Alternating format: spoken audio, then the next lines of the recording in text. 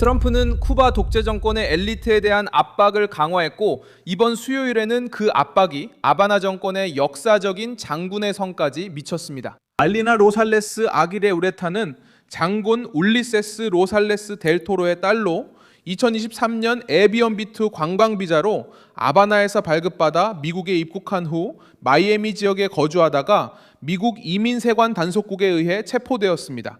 이 사건이 큰 파장을 일으키는 이유는 그녀가 쿠바 밖에서 삶을 재정비하려는 평범한 이민자가 아니라 바로 그 장군의 딸이기 때문입니다. 그는 혁명군에서 핵심 직책을 맡았던 인물로 참모총장, 장관을 지냈으며 수십 년 동안 섬을 억압해온 공산주의 체제의 핵심 인물이었습니다.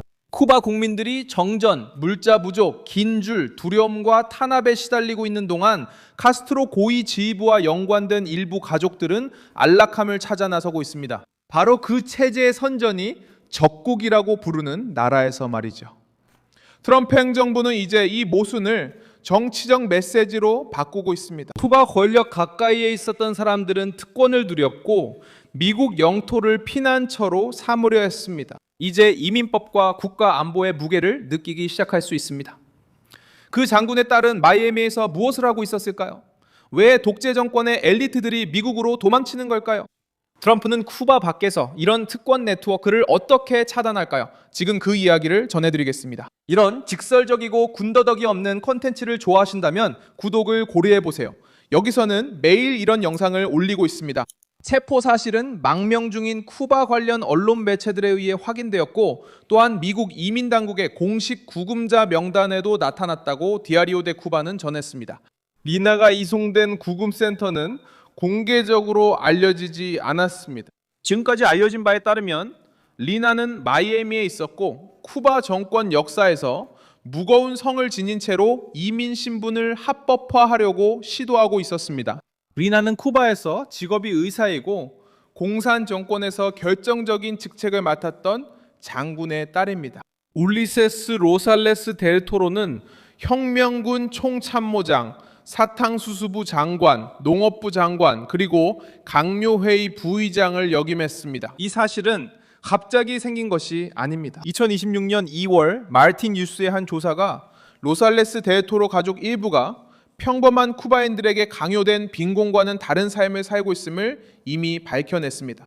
조사에 따르면 로살레스 델 토로 장군의 4자녀는 특권, 여행, 사업, 그리고 엘리트 환경에 대한 접근 속에서 살고 있었습니다. 한편 쿠바 국민들은 식량 부족, 약품 부족, 장시간 정전, 그리고 붕괴된 경제에 시달리고 있었습니다. 이런 상황에서 알리나는 관광 비자로 미국에 입국해 마이애미에 거주하며 신분 합법화를 기다리고 있는 딸로 등장했습니다. 뉴스에서 점점 커지는 질문은 간단합니다. 이 가족은 어떻게 섬 밖에서 편안하게 살면서 직접적이든 간접적이든 수백만 쿠바인을 짓밟은 체제를 옹호할 수 있었을까요? 이 사건은 독재 정권의 오래된 모순을 드러냅니다. 국민에게는 희생을, 정권의 동맹자들에게는 극단주의 탈출구, 유럽 시민권, 사적 사업, 여행, 그리고 편안한 삶을 제공합니다. 알리나 로살레스의 체포는 트럼프 정부가 이 모순을 미국을 피난처로 삼아온 사람들에게 실제 문제로 만들기 시작했음을 보여줍니다. 로살레스 델 토로 가족은 이러한 특권의 순환 구조의 여러 방면에 등장합니다. 딸 중 한 명인 줄레마 로살레스 아기레 우레타는 칸쿤에 거주하는 것으로 알려졌으며 사업을 하며 쿠바를 자주 오갔습니다. 또 다른 딸인 펄라 로살레스 아기레 우레타는 아바나 구시가지의 자산 및 기업 네트워크와 연관되어 있었으며 이는 외화 사업과 관련된 지역에서 나타났습니다. 유일한 아들인 카를로스 울리세스 로살레스 아기레 우레타는 쿠바 군부와 연관된 경력을 가지고 있습니다. 이 가족은 또한 특권층만 이용할 수 있는 부동산에 접근할 수 있었고 대부분의 쿠바인들이 겪는 힘든 현실과는 거리가 먼 생활을 했던 것으로 알려져 있습니다. 바로 이 점에서 알리나의 구금이 정치적 의미를 갖게 됩니다. 그녀는 단순한 일반 이민 절차로 구금된 사람이 아닙니다. 그녀는 수십 년 동안 섬을 지배해온 옛 경비대 카스트로 체제의 장군의 딸입니다. 국가의 여러 부문을 통제했고 쿠바를 낙후에 가두는 체제에 참여했습니다. 미국 요원들이 이런 인물을 구금하게 되면 이 메시지는 아바나에 전달됩니다. 쿠바 권력과의 가족적 유대가 보호가 아니라 위험, 감금으로 바뀔 수 있다는 뜻입니다. 트럼프 정부는 이미 2026년 5월 1일 독재 정권에 대한 압박을 강화하고 있었습니다. 백악관은 쿠바 정권의 탄압, 부패, 보안기구, 경제의 전략적 부문, 그리고 미국 국가안보에 위협이 되는 당국자, 단체, 지지자들에 대해 새로운 제재를 발표했습니다. 이 명령은 쿠바 정부를 물질적으로 지원하는 개인과 기관을 제재할 수 있는 길도 열었습니다. 정부의 움직임도 드러났습니다. 최근 또 다른 사건에서는 알리나가 체포되기 며칠 전 미국 당국이 마이애미에서 아데스 라스트레스 모레이라를 체포했습니다. 그녀는 군사 콩글로메라트 가해사 더 수장으로 지목된 아니아 기레르미나 라스트레스 모레이라의 자매입니다.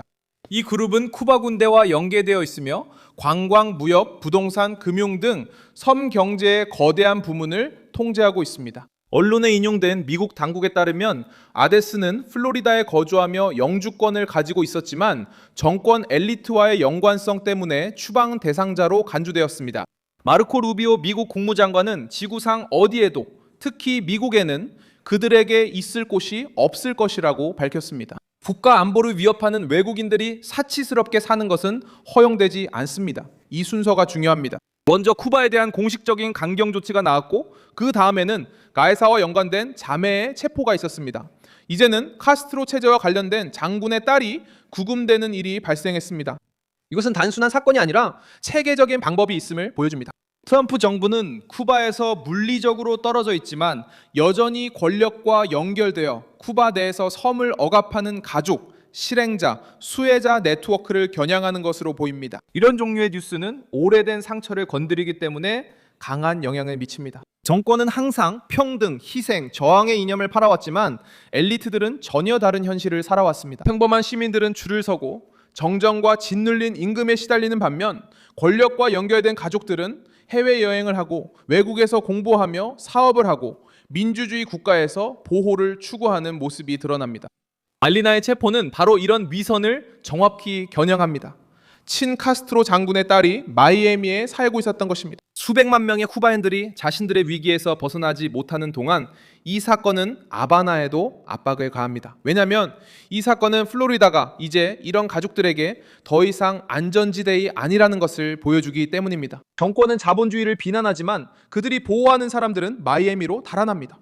정권은 망명 공동체를 비난하지만 그들의 친척들은 그 망명 사회가 주는 안전을 찾습니다. 정권은 주권을 말하지만 그 수혜자들은 공식 선전에서 적이라고 부르는 바로 그곳에서 피난처를 찾습니다. 독재 정권의 동맹들에게는 이번 체포는 이제 장군이나 장관, 국영 기업에 대한 제재에만 그치지 않는다는 경고를 보냅니다. 압박은 이제 섬 밖에서 모습을 드러내고 정권이 국민에게 허락하지 않은 삶을 누리는 가족들에게까지 미치기 시작합니다. 저는 밀손 알비스 글로벌 국제관계 전문가이며 매일 진실로 여러분께 정확한 정보를 전해드리는 것이 제 목적입니다. 뉴스 링크는 영상 설명란에 있습니다. 이 영상에 좋아요를 눌러주시고 채널을 구독해주세요. 그리고 끝나면 댓글도 꼭 확인해보세요. 여러분이 커뮤니티와 더 잘 소통할 수 있도록 말이죠. 밀손 알비스 글로벌입니다.